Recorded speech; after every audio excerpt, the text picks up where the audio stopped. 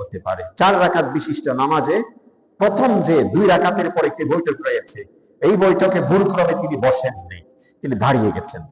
অতঃপর দাঁড়ানোর পর ওনার স্মরণ হলো যে আমি তো 2 রাকাতের পর বসি নাই, এই মুহূর্তে তার কি করণীয়? সুন্দর একটি প্রশ্ন করেছেন। এরকম হয় কিনা আমাদের জানা আছে? আপনাদের এটার উত্তর কারো জানা আছে? তাহলে এই প্রশ্ন করেন না কেন?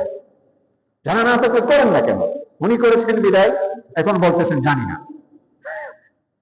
যদি 2 রাকাতের পরে 4 রাকাত, এমনকি 3 রাকাত বিশিষ্ট নামাজেও, 3 বা 4 রাকাত বিশিষ্ট নামাজে 2 রাকাতের পরে বসতে হয়। রাসূল করিম সাল্লাল্লাহু আলাইহি ওয়াসাল্লাম হাদিসে ইরশাদ করেছেন, as-salatu isnan wa isnan, হ্যাঁ, নামাজ হচ্ছে 2 রাকাত 2 রাকাত 2 রাকাত 2 রাকাত, একটা জোড়া জোড়া নামাজকে আল্লাহ পাক কি করেছেন?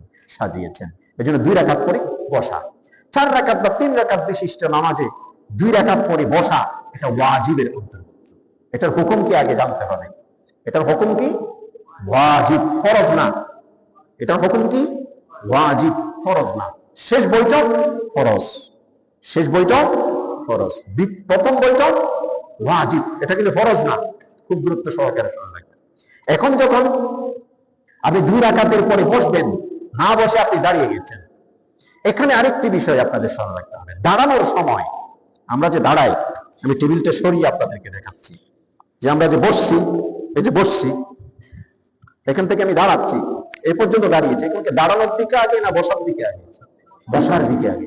এখন দাঁড়ানোর দিকে আগে। খেয়াল করবেন, যদি আপনি উঠে যাচ্ছেন, 2 রাকাত পর না বসে উঠে যাচ্ছেন, উঠতে যদি বসার দিকে কাছে রয়েছেন, বসার দিকে কাছে, এমন সময় আপনার স্মরণ করছে, সাথে সাথে বসে যাবেন। আর যদি দাঁড়ানোর দিকে আপনি আগে হয়ে গেছেন, তাহলে আপনি সোজা দাঁড়িয়ে যাবেন। ওই বসাটা আর দরকার নাই। শেষে গিয়ে 4 রাকাত বা 3 রাকাত নামাজ শেষ করে সেজদায়ে সুহু দিবেন, আপনার নামাজ হয়ে যাবে।